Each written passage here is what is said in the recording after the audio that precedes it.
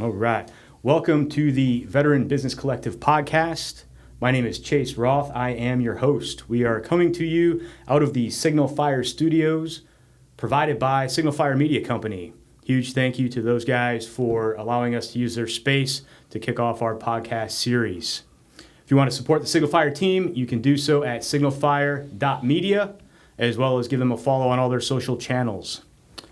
And a huge thank you to GeoOwl for being our show sponsor for this month. They have made this possible by funding the entire program for us. If you are interested in careers in the intelligence space, visit geoowl.com. They are the premier geospatial intelligence provider for all U.S. agencies. And today we are talking to John Panaccione. Welcome. Man, I'm jacked to be here. Thank you for having me. Thank you for agreeing to be our first guest. Yeah, like I told you, I'm either the throwaway or I'm extremely honored to be here today. Well, I'm pretty sure the way it's going to go is if we end up with no followers and listeners, we're going to pin it on you. Absolutely. I'm used to that. Yeah. Excellent. Excellent. Well, I figured we'd kick it off by just talking about the VBC and how we got to where we are today with launching a podcast almost a year into our journey. You've been with us from the very beginning, so figured we'd start there. Yeah, well, what do you want? Where do you want to start? I mean, I think it's awesome what's going on, and it has to happen all over the country, for lots of reasons, what I'm sure we'll get to, but it's just a great, great thing. Yeah, so let's go back to our first meeting. We're almost, it's October, so we're at 11 months. Next month will be our 1-year anniversary of Wow. the VBC. Cool. So a year ago, you got a phone call from me. Yeah. And I said, hey, John, I'm thinking about doing this thing, getting some veterans together so we can do some business networking together, was the idea. And I said, what do you think? And you're like, yeah, it sounds like a good idea. Let's do it, right? I mean, do you remember that? Well, no, I asked you, are we going to meet at a bar? Right. That right. Was, yes. Okay. Important. And you said yes, and then yes, then I agreed to show up. Yes. Yeah. Once we determined that beer was going to be involved, then it right. became a good idea. Yeah, that's part of the recipe for what makes it great. And what makes veterans veterans, too. That's right. You got to have a little beer involved there. Yeah. So, and we called some of our other associates that we knew through our involvement with the veteran community. We had Rob Campbell, who's now a chapter president in Nashville. That's right. Rob Renz, who's still heavily involved and who founded Signal Fire Media Company, which we're in their studio.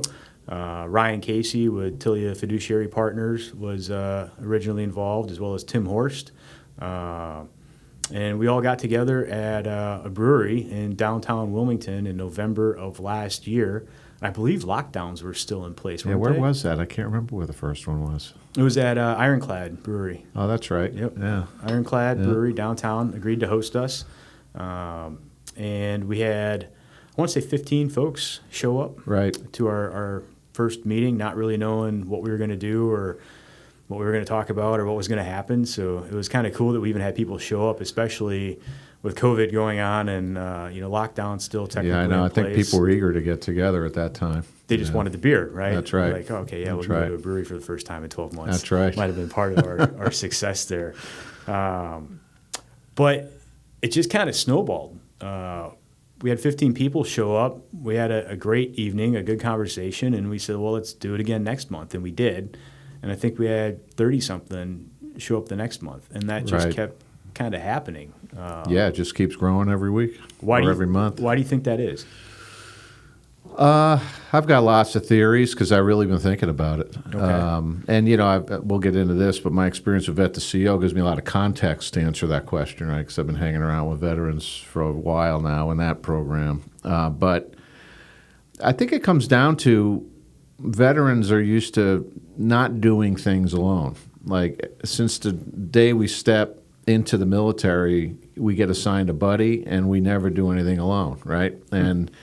And when we do dangerous, brave things in the military, we have layers of risk and security around us, but we have our buddies to our left and our right. We're never alone. Like there's no Rambos in the real military, right? Right. So I think when we get out, especially when we start businesses, running a business is a very lonely endeavor. And if you're a veteran and you're fortunate enough to have started a small business, it's a lonely world. So I think that's part of the success is that the VBC is a magnet to pull all of us guys and gals out of the woodwork that want that camaraderie, fellow veterans who are also business owners. And I see that every month I go to the meeting. Yeah, I think that's a great point. I hadn't heard it put quite like that, where you specified that veterans, always have a battle buddy. They never do anything alone. Yeah.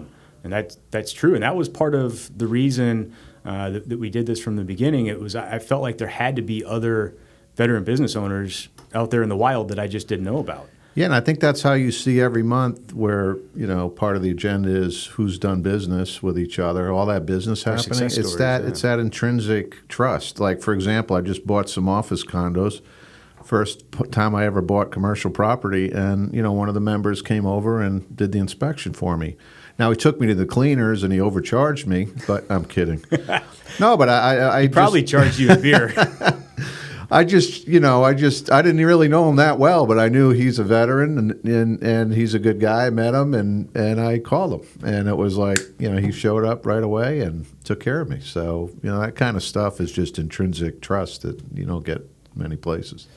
Yeah, I think that intrinsic trust definitely helps grease the wheels of networking quicker than perhaps in other organizations where it's not a specific population segment. Yeah, there's a book, and I haven't read it, but I know about it, called The Speed of Trust. Somebody famous wrote it, but you might know about it. But I think that's what it's all about. When you have that trust there, I mean, that just breaks down. It makes things much more efficient and speedy. And I think we as a group in the VBC, but also veterans in general, come to the table with that trust that's just a given, right, till it's proven that it shouldn't be there, but most of the time it's there. Yeah, absolutely. So I guess we didn't even really mention what it is the VBC does, given that this is our first podcast and we may have some listeners who aren't familiar with what we do at the VBC. So you might want to define VBC. Yeah, the Veteran Business Collective, right? Right. So we started out just hosting in-person networking meetings, specifically geared towards veteran business owners and veteran professionals. And of course, we have civilian supporters. We do not feel that veterans should try and operate as an island unto themselves. They need to be integrated into the rest of the community to really achieve success and have a greater impact within their community as well, is by having civilian involvement and partnerships.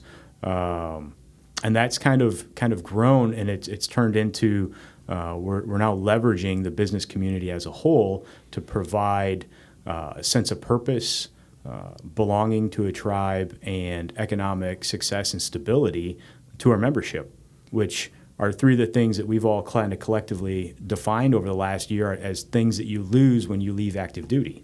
Right. And so we're kind of able to recapture that, at least on a monthly basis. Yeah, and you lose it overnight, as you know. Yeah, and then instantly. you long for it for the rest of your life. So this is a medium, a routine medium by which you can reconnect, and tap into that energy, which is awesome.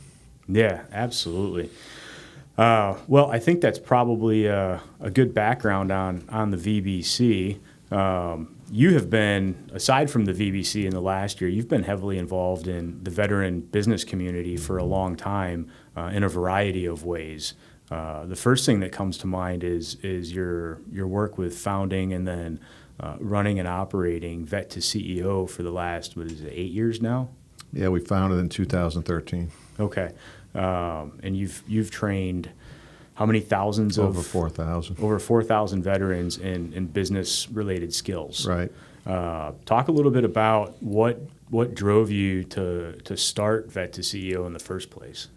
Yeah, that's a long story, but I'll just give you the highlights. First of all, it took me like 10 years between the time I took the uniform off to the time I started my business. And when back when I got out, there wasn't a lot of groups like VBC around or Vet to CEO or anything.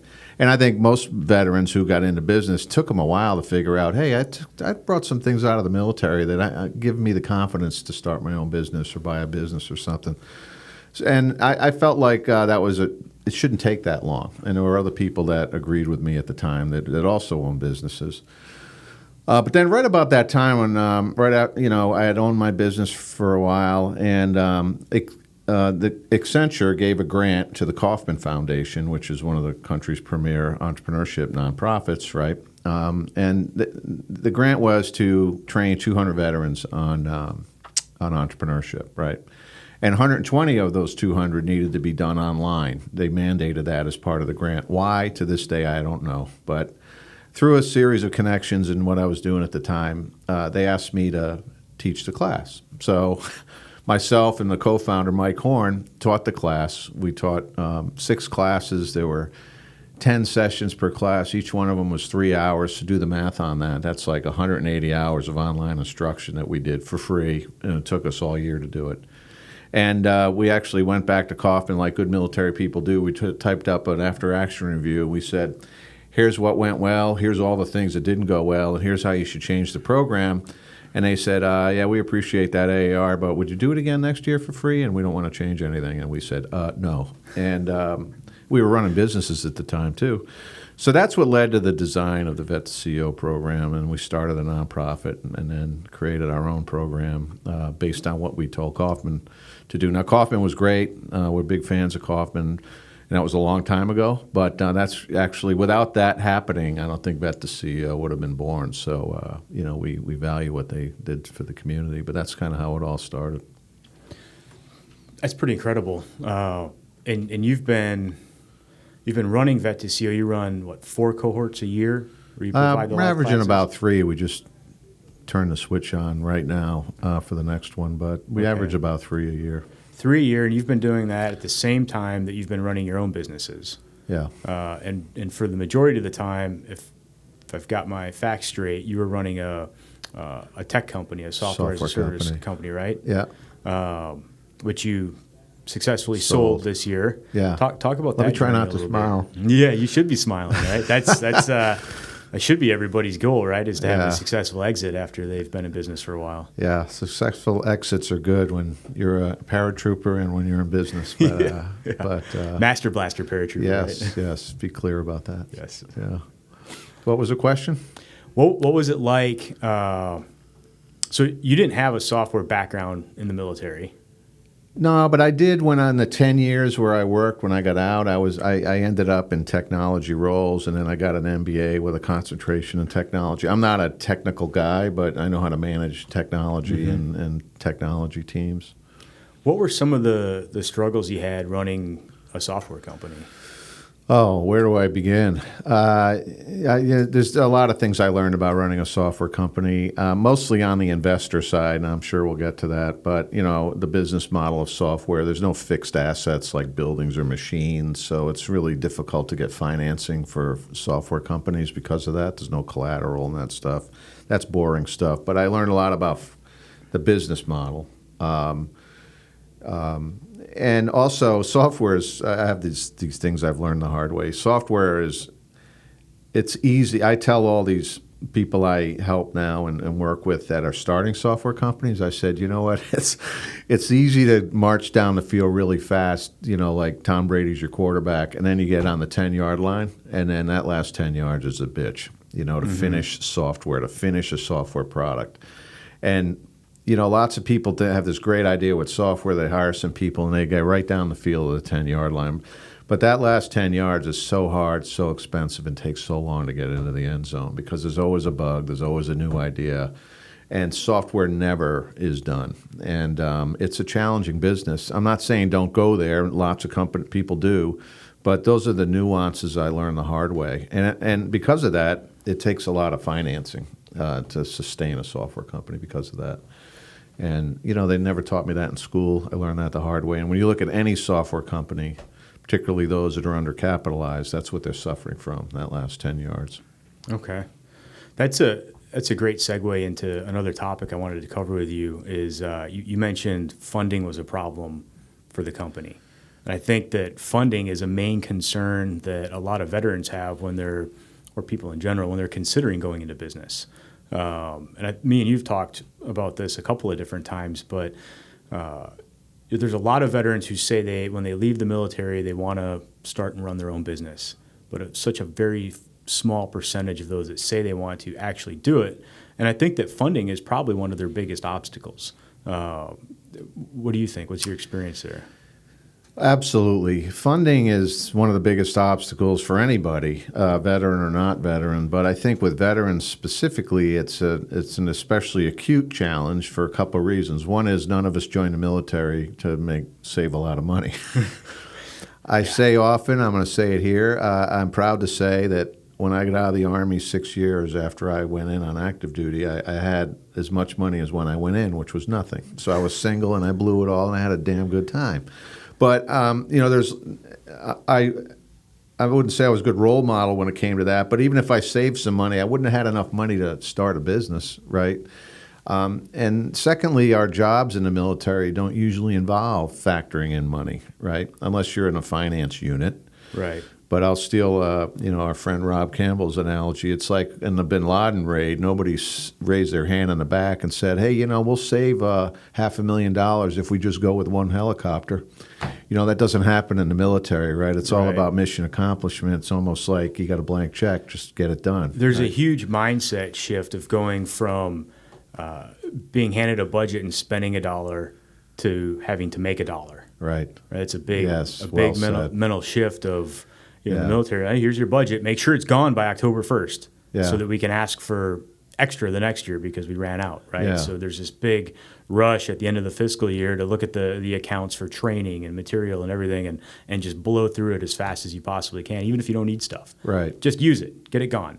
And then you go into business and you're like, man, we got to save a few of those. I can't. I might not make payroll next week. Yeah. I mean, I'm sure you've ran into that where you're like, how am I even going to pay my staff next week because we've done some business, but accounts receivables are outstanding. They haven't come in yet. And you've got to figure out how to scramble and open credit cards you didn't want to have in order to cover short-term expenses and things. Yeah, it's a completely different focus, right?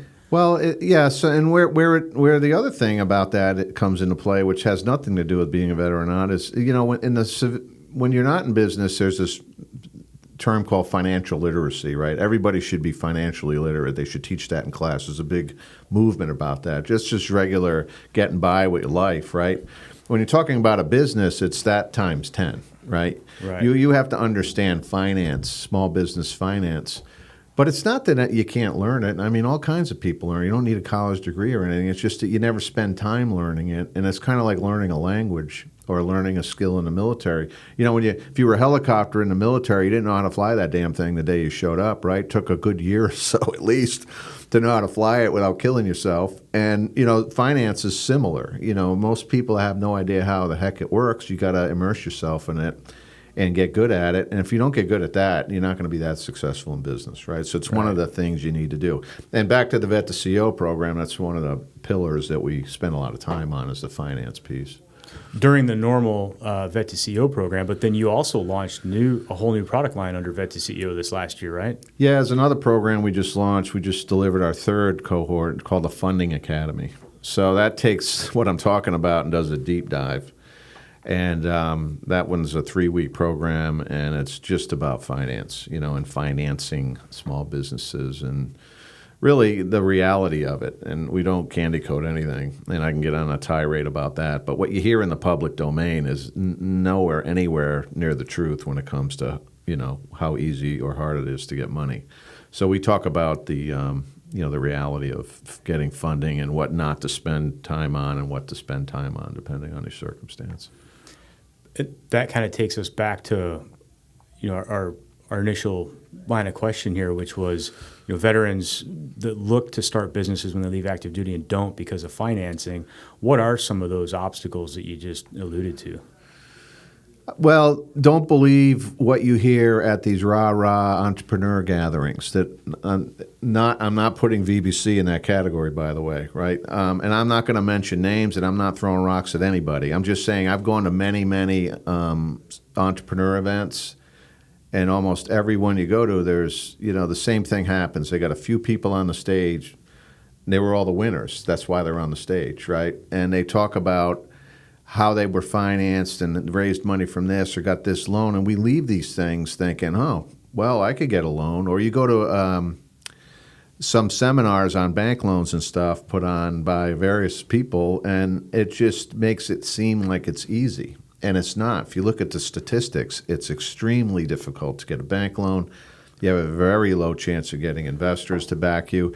Nothing wrong with that. That's the reality of it. In the military, nothing's handed to you either. And it's just about, okay, well, given those odds, where should I focus my energy depending on what resources I have and what kind of business I have? There's some doors you don't want to knock on, but there's others that you should knock on. You got a better chance, right? So, that understanding that is what the Funding Academy is all about. My experience has been that banks only give you money if you don't need the money. Right. Right. So if you're a guy that can't personally guarantee a loan because of your collateral, your assets, your home, your cars, or whatever else it has that you can use to secure a loan, as a lot of transitioning veterans who leave the military, maybe they lived in base housing. They don't even own a house. Right. It's provided by the government. They don't have several $100,000 in the bank, or even a built-up pension because the pension's provided by the government. They weren't investing in even a 401k that they could leverage. So if they don't have all these assets that allow them to go to the bank for what we would, I guess, consider a traditional funding source, what are some of the options? Well, crowdfunding, as you know, I'm a big fan of. Investment crowdfunding in particular is a huge new thing that veterans in particular can turn to. And veteran, women, and minority-owned businesses have extra special struggles getting traditional financing for some of the reasons we've already discussed, right? And you just mentioned. And minority and women-owned businesses statistically get shorted as well. But those things actually work for you if you do investment crowdfunding for a variety of reasons. So people tend to like to help each other if they're in those categories. And well-meaning people, like civilians involved with VBC, like to help veterans, for example, in meaningful ways. One meaningful way you can help a veteran is help fund their business, and that's where investment crowdfunding comes in. When you say investment crowdfunding, I think, I could be off, but I think a lot of people are going to picture like a Kickstarter campaign where you're offering, like, let's say you've got a new design on a cooler, and you're saying give me $50 and I'll give you this $300 cooler for $150 when it comes out, or you can get a free product or something like that. But what you're talking about is substantially different from that, right? Yeah, there's two kinds of crowdfunding. There's pledge crowdfunding, which you're describing, right? And that's Kickstarter and GoFundMe. And you cannot legally offer a financial security through those pledge crowdfunding. You can only offer a gift or a give back or nothing. So, a lot of tragedies in life, they use those, when people experience a tragedy, they use those crowdfunding sites as a way to get financial support if you're in a tough spot, right? And there's also some for-profit companies that have used them, but like the Cooler Company, that have some kind of give back. If you're a for-profit company and you want, the difference with investment crowdfunding versus pledge crowdfunding is you're offering the public a financial security, and that's regulated by the SEC, and you're offering a something to invest in, right? And that's you cannot do that on pledge crowdfunding sites. The techniques are the same. You're using an internet platform, and you're trying to get your message out to lots of people who are going to write lots of small checks. But the difference is, on one hand, you're just giving a little gift back or nothing. On the other hand, you're offering the community a security by which they can invest in your company. Okay. Are there particular business models that are better suited for that funding approach than others? Not really. Across the country, all kinds of businesses are getting funded through that. And like any new thing, especially any new thing powered by technology, usually in my software background, I saw this as well. What software's done, particularly on the investment crowdfunding side, it's automated what used to be a real pain in the ass process. Yeah. Doing private placements the old-fashioned way, which I've done, took a gazillion dollars in lawyer fees to write up all the documents. You had to have 800 meetings with investors. Took forever, very laborious, very inefficient, and very hard to get done, right? What we've done with investment crowdfunding, in effect, is we've applied software to that, and we've automated it, right? Now it's super easy to do all that stuff through software. So with any kind of software innovation, usually the first step is that we automate the old process, right? And that's kind of where we're at right now as an industry. what's really cool to watch is really neat, innovative new models are coming out of that, right? And it's kind of like, the overused analogy of Uber, right? When Uber first came out, people thought it was weird, And the rest is history. I don't need to tell you what happened. Now there's Uber models in many other industries, right? Everything's being Uber. Compared to Uber. Right. Yeah. And before Uber, nobody really thought of that. Well, that's what's happening with investment crowdfunding. There's really cool models emerging on funding real estate projects, right? Funding people that historically can't get funded, like veteran women and minorities, are now getting funded, right, for reasons that aren't bank-like or traditional investor-like, right? And it's really cool to watch that stuff. Are there any limits to, the amount of money that can be raised through that method? No, it depends which program you're talking about. The 800-pound gorilla, most commonly used one, is something called Reg CF, which stands for Regulation Crowdfunding. You can raise up to $5 million under Reg CF, which really takes care of a lot of small businesses, right? That's why it's used the most. And but there are like 5 other programs under what came out of the Jobs Act, Title III. There's 5 other programs, and a couple of those you can raise an unlimited amount of money. Okay. Now, these are all services that you actually personally provide through Full of Capital, correct? Right. We're an SEC registered broker-dealer. We're an investment banking firm, basically. We can provide advice to companies that want to raise capital this way. We can raise capital the old-fashioned way, too, and we do that for some clients. Depends on the situation. But we really specialize in investment crowdfunding, and we're not exclusive to, but we really cater to the unique needs of veterans, minority, and women-owned businesses. Do you have an example, a client that you're willing to share with us that you're working with right now?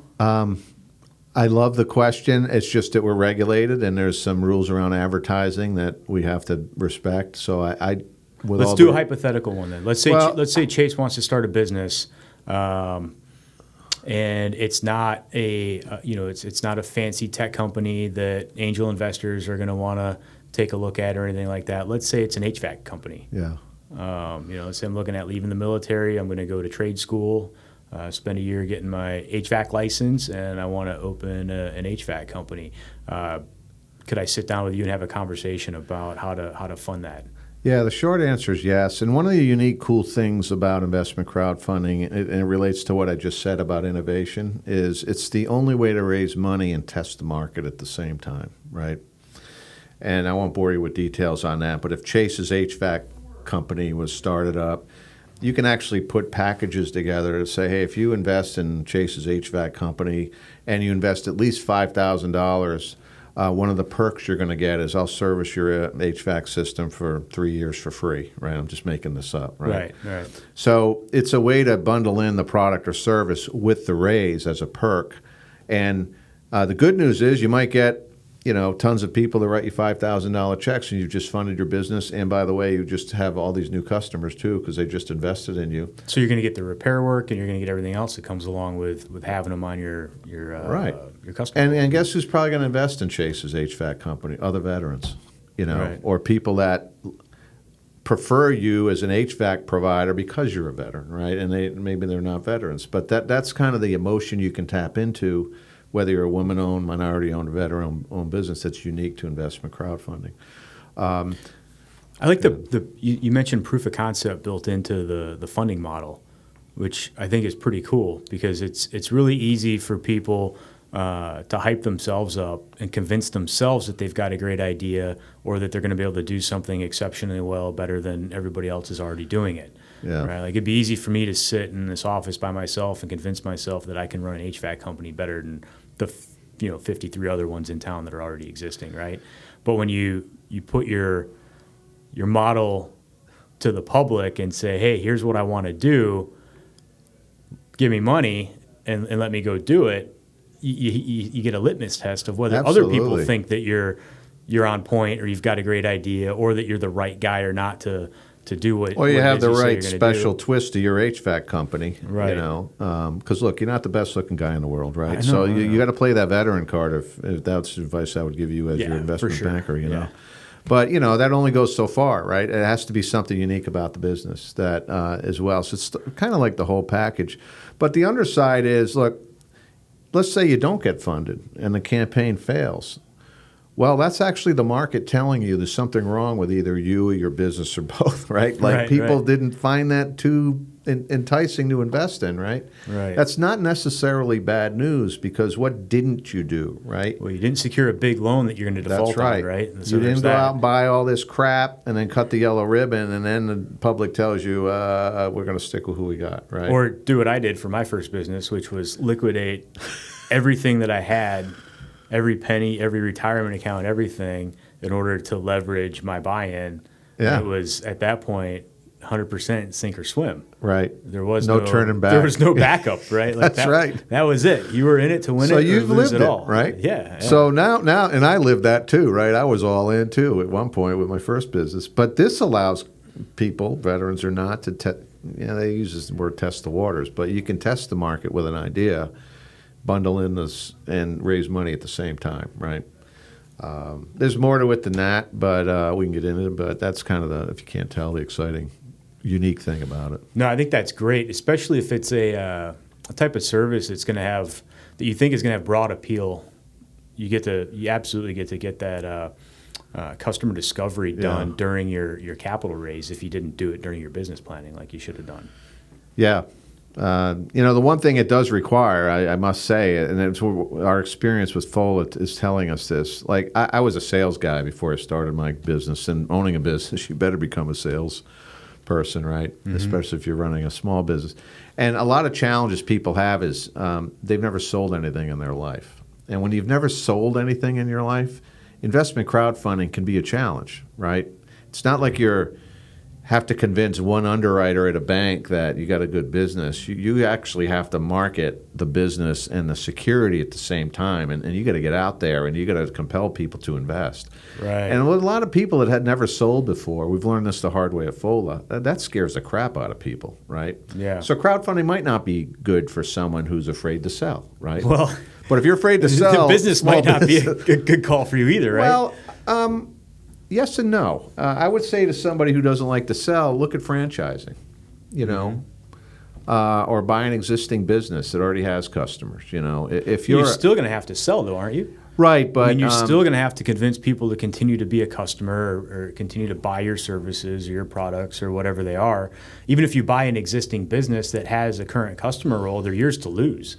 Yeah, you're absolutely right. It's just easier when you look at other paths, right? Than a startup, and especially franchising. I mean, even you, Chase, if you opened up a Jersey Mike's, right? People are going to walk in there and buy a sandwich. Yeah, right? you have some instant cred with the brand. Right. The brand, people right? know what they're getting when they come absolutely, in. yeah. I mean, that's why McDonald's costs as much as it does. That's right. Because they know that. They know that you build it and they will come. There's not a lot of work that needs to be done to make that happen. Right. The number one reason businesses fail, no matter what survey you look at, is there's no market for that great idea you have, right? No market, right? The number two reason is they run out of cash. But let's take that number one reason. Startup is the hardest path to take because you've got an unproven market for that great idea you have, right? And if there's no market for that great idea you have, you know what they call that? A hobby. That you have a hobby. Yeah.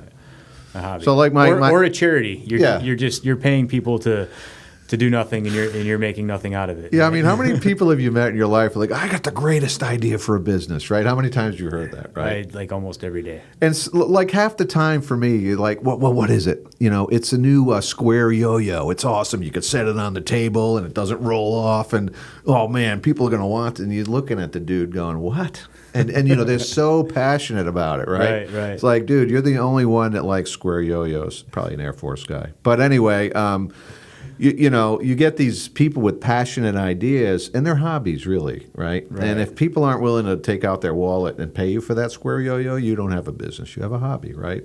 And a lot of people learn that the hard way. But with franchising and buying an existing business, you've taken that number one reason businesses fail all right off the table, right? That's one of the things you're paying for. Yeah. Anyway. But you still need the money. You still need money. You need more money than you probably thought with a startup, right? And that's a whole other challenge. Right. Yeah, because you're meeting somebody else's standards at that point. Right. Yeah. Very interesting. So you've got a couple solutions for veterans who feel that funding is an obstacle. You mentioned a couple other things just now as far as paths to business ownership for people. It doesn't have to be a startup. You said it could be franchising. It could be buying a business. Could you use these funding methods to do that, to buy a business? Yeah, so there's really, we like to say, and we didn't coin this, I mean, in reality, there's 3 paths to small business ownership, right? Startup was the one that gets all the glory in all the TV shows. Buying a franchise and buying an existing business, those are the 3 paths. But when you look at how hard they are to finance, buying a business is actually the easiest one to get financed. Right. So if you're coming out of the military and you're broke, you can literally buy a business with none of your own money and take our program to learn how. But lots of people do it, right? Right. Startup is the most expensive, really, more so than franchising, if you ask me. And the reason is franchising looks expensive, but they're really good at knowing exactly how much money you're going to need to be successful. Right. Where when you're a newbie startup person, there's a lot of trial and error where there's wasted dollars trying to figure things out. Right? Yeah. I mean, you're going to need way more money than you think. I don't care who you are, right? I learned that the hard way, right? So it takes money to get into small business, but buying existing business can be the easiest to finance. And really, I'm not saying that's why you should go down that path, but if you're strained for cash, you don't have any cash like I did at one point, it's like that's one to look at. Financing is one of the decision criteria. Well, the method I used on an acquisition was I leveraged really hard for owner financing. Yeah, seller financing. Yeah, it happens all the time. To me, I feel like there's a lot of credibility built into that model, much like crowdfunding, where if the seller believes that they've built a business that can function without them, then they should be willing to carry a debt service on that. Yeah, and actually most small business owners haven't really thought about an exit, and they want to go golfing and retire and go on trips with their spouse or whatever, and they're like, well, how the hell am I going to get out of this business? And especially as a veteran, you approach that person, and because you're a veteran, they might trust you more than Joe Blow off the street, right? And enough to hand you the keys. There's a lot more to it, but enough to hand you the keys, go retire, and they become your bank, and then you pay them over time. Now, another reason that's attractive for sellers is that there's tax advantages to that, right? Right. So instead of taking one big check and taking a big tax hit, depending on your circumstance, you're just getting paid over a period of years, and the taxes are different. And they can charge interest on it too. Yeah, and they can charge interest on it, absolutely. Yeah.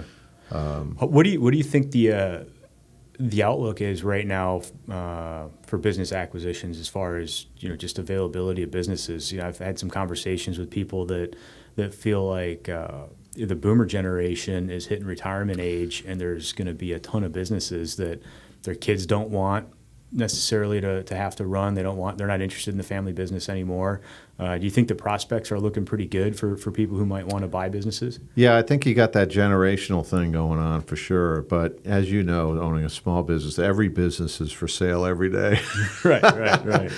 And, I've challenged some members of At the CEO, and a few of them have done this, and I'll say this in this podcast. It's like, if you want something cool to do, pick 10 businesses in your community that you might want to maybe, that you like them and you might want to buy them, right? Just create a list of 10. Walk into 10 of them and ask for the owner, and then ask them, hey, do you ever think about selling this business? And I guarantee you about half of them will say, well, what do you have in mind? Yeah. Am I right? Yeah, no, you're right. I mean, I got one of those calls probably 3-4 weeks ago. Yeah. And this guy's saying he's trying to wrap up market share in the area and is interested in looking at one of my businesses. And I told him, everything's for sale for the right price. Of course, just like you said, for the right price, it's for sale. However, my price is not going to be what market value is at this point in time. Right. It's going to be 2 or 3 times what normal market value would be in order for me to say, yeah, I'm willing to give it. Yeah, that's where your bar is right now. But let's just say, for example, I don't want to pick on you, but let's just say, for example, that person walked in and you're in the middle of a divorce, right? Right. Or you just found out, you got a major medical issue, right? And you're kind of freaking out because you got the business, right? I'm not saying you want to take advantage of people in those circumstances. Well, you're actually helping them out because you're taking something off their plate. That's right. they don't have to focus on. And that happens every day. And I know I could give you examples of people that bought businesses because of that. And seller financing then becomes ultra doable because that person needs to go do something else like now. And so anyway, this stuff is stuff that's not really talked about in the public domain that much, right? And we think of at the CO, that's a tragedy. And I think at VBC especially, people go to those meetings that don't own businesses and they hear all this stuff, which is awesome, Question from somebody who funds businesses and somebody who's been in business for a long time. What would you say to somebody who is thinking about maybe going into business part-time and not giving up a full-time gig initially in order to maybe try something out and see if it's going to work and kind of ease into it slowly? Do you think that's you seen that as a good option, or do you think it's better to just commit, dive in? That's a good question. I don't think there's a right answer for that. There's a whole bunch of people that talk about side gigs and all that, and that's fine. That's just not me. I think it's hard to be successful in a small business unless you're all in, right? Like take the plank away. Burn the ships. No reserve. Yeah. I'm going for it because that kind of pressure to perform, I think, is what's required to lead to success. And there's a couple other things probably worth mentioning specific to veterans. I said we don't do anything alone, right? Think about going down the startup route, though. That's the loneliest thing in the world, right? Mm-hmm. Startup. Yeah. I did it. And actually, I was fortunate enough to start it with two other guys. One was a Vietnam vet, still a good friend of mine, SF guy, really funny man. He's both a mentor and a partner. And I also started with somebody who went to Harvard and Oxford, the smart guy in the room, and we had to end up getting rid of him, right? So everything that could go wrong did go wrong, and I won't get into details. But anyway, the point I make is, despite that, it's very lonely, mm-hmm. right? Very, very lonely. And military people, especially when you make sergeant or you go in as a junior officer, when you get assigned to a unit, your dudes are already there, man. Yeah, everything's in place. Your processes are in place. Yeah. Everything, right? Yeah. Your SOPs are there. And your job is to take that, lead them, and make them better, right, when you leave them to the next dude. And isn't that like buying an existing business or buying a franchise? That jacket feels more comfortable to us than a startup, right? Right, yeah. And, that's something that needs to be talked about a little bit more, too. Yeah, I absolutely agree. Yeah. So we're getting close to our time allotment for this episode. What would you say are your three main points that you'd like to leave on the table for anybody listening, whether they're veterans, civilians, or thinking about going into business, or they are in business? What are the three nuggets John Panaccione wants to leave out there? Well, because I live it and I learn it the hard way. Immerse yourself in financial literacy for small business. It's like, think about it as a language, right? You got to learn the language and immerse yourself in it. Secondly, especially if you're a veteran, the sooner you start, the better. At the VBC, and I told you this, I'm just amazed at how many active duty guys show up to these meetings, and I think it's awesome.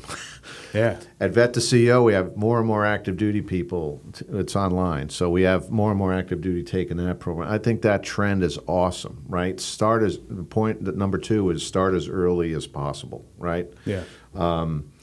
And number 3, and we haven't talked about this, but since you gave me 3, I'm going to throw this on the table because I think it's very important. What's really hard for veterans to get their head around is the concept of money.